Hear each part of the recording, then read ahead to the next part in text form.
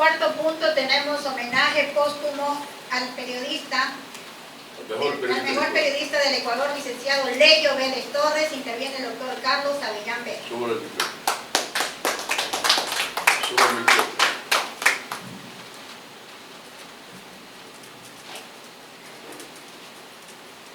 Compañero doctor Dumas Iglesias, permanente y omnipresente suscitador cultural, que mantiene este oasis de permanencia de la identidad nuestra, como decía Vicente, de un pueblo que ama el periodismo, la cultura, las expresiones del espíritu, del intelecto. Creo que estos actos, y este es uno de los pocos que quedan en la provincia, tal vez el único, nos hemos dedicado un poco más a la crónica roja, la producción deportiva, que son actos importantes, la página rosada de las artistas y farándula, que también son seres humanos, pero a veces queda atrás todo un memorial que se perdería si no hubiera suscitadores, líderes, y como todos nosotros que hacemos este equipo, ya no tan jóvenes, los años realmente pasan, pero siempre queda una memoria, un constructo de un pueblo que se identifica no solamente por la espada de Alfaro, por sus paisajes, por sus mujeres, por sus poetas, sino también por esos luchadores casi anónimos, casi ignotos. Yo diría el periodista de pueblo, chico. Alguna vez me preguntaba Osvaldo Snabel, a cuya sombra yo crecí también en este ámbito, ¿cuánto vale la vida de un periodista en esa época de los tabulas? Bueno, pues la pregunta, ¿no? Digo, mire, Osvaldo, yo no sabría decirlo. La vida de un periodista aquí en este medio nuestro, dice, vale lo que cuesta una cápsula de revólver. 3.50 valía una cápsula 38 largo en aquellos años de la gran violencia de Manabí.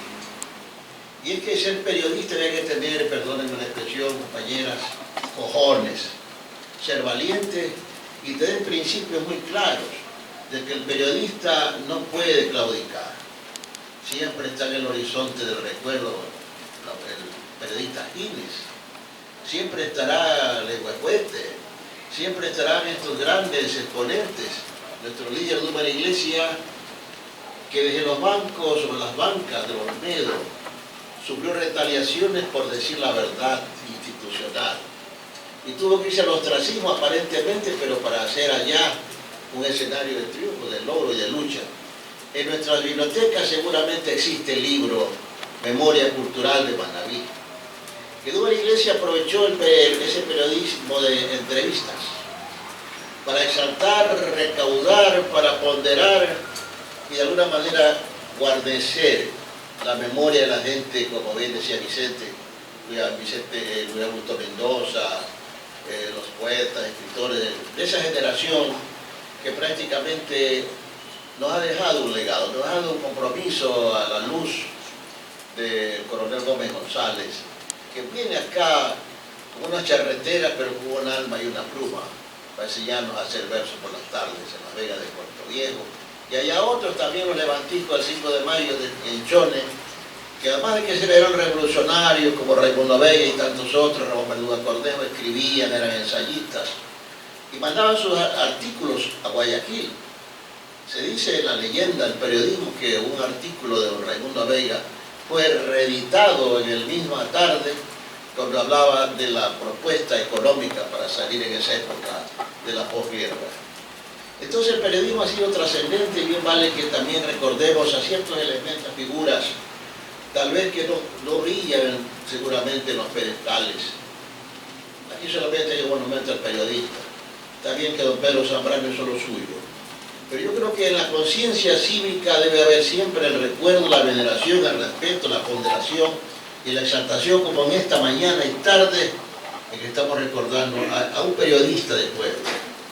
Mi primo Bernardo de recordar que nosotros en Calceta vivimos pendientes de la llegada del Atraco Largo y el compañero también Tony Tuma, somos de Calceta, del norte, porque Manabí tenía otra configuración cultural, porque acá estaban los colegios, estaba pues nosotros veíamos esto como, yo decía que Manabí parecía que terminaba en la loma del cementerio, que más allá no existían poetas, escritores, pensadores, periodistas, de ese chone que en 1907 publicaba el Iris, escrito a mano por Osvaldo Castro Intriago y por Amadeo Bolaños Moreira. Y de casa en casa se repartía y se lo leía y releía, porque había una connotación, había un espíritu, un raigambre de transmitir, y eso es el periodista. Esa ansia, esa sed. Hace un rato decía Carlos Ardila, ustedes me permitieron aparecer, publicar mis versos, publicar mis ideas. Es que uno también agradece cuando lo toman en cuenta. Así como la chica en los bailes Montubio, cuando la sacan a bailar, mueve más sus caderas, su corazón, su espíritu, porque la han tomado en cuenta. Así también somos la gente que hacemos de alguna manera cultura, que andamos en esto será el intelecto.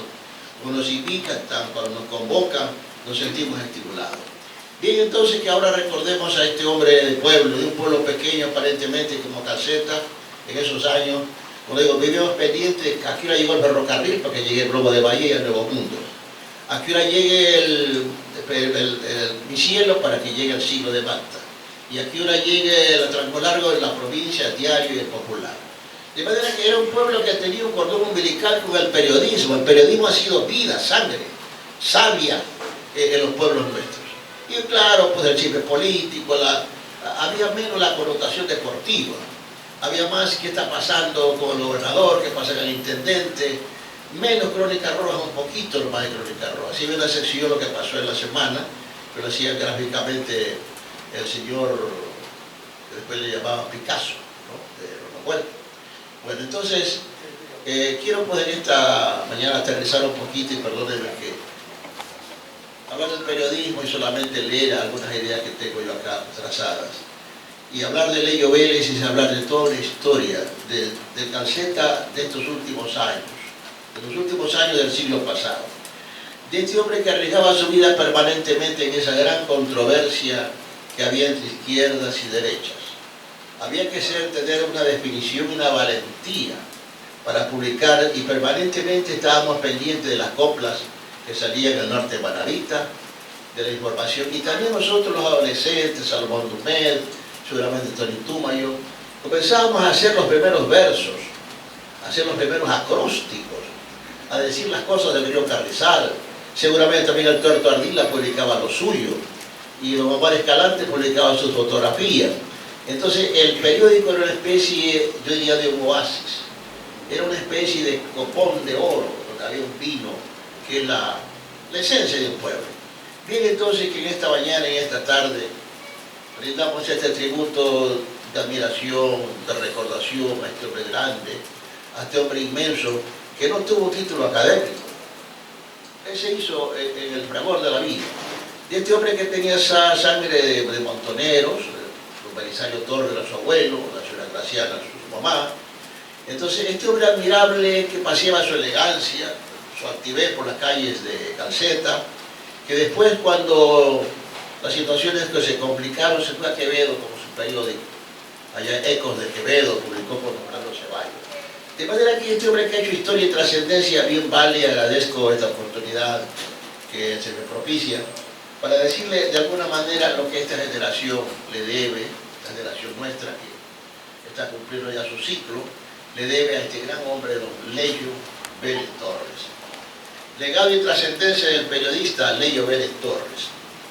Hoy asume otra dimensión el periodista insigne, el que hizo la sumatoria de nortes convincentes, el que enfrentó los sures en contienda de ideales, ahora se transmuta al oriente renaciente, del este al oeste exhorta su figura, cabalgando en el azul corcel de su querencia. Es evidente esta última edición de la jornada, el dinámico propulsor de la verdad y los derechos, el soñador progresista de su pueblo, solidario, el pedatario del corsi y recorsi del entorno, el que enarboló una grímpola de justicia para todos. Nuestra generación se conturba condoliente del que se empoderó de la sangre montonera de Belisario Torres, doña Graciana, que le inculcó los valores inefables, ha clausurado el ágora de su entrega y fortaleza, hoy que trasciende como un cóndor luminoso al infinito. Se difumina un preclaro eslabón de nuestra historia, Se nos aleja el perspicaz estratega informativo, el heraldo exponencial de la palabra escrita, investido de inmortalidad, vampiro a por la gloria en su vuelo ascensional más allá del horizonte. Norte Manavita es marca de hidalguía y pundonor, un capítulo brillante que nos concierne a todos, un sello de identidad con esfuerzos sucesivos, la cátedra factual de entrañable periodismo de Leyo Vélez Torres, excelso portavoz de todo el pueblo. Gracias, notable Quijote de la palabra armada, galeote irreverente, capaz y persistente. El periodismo percibe su efluvio de excelencia como un espejo claro, como un ícono admirable. Vete Manaví del norte, su trinchera nos transfiere, señoras y señores.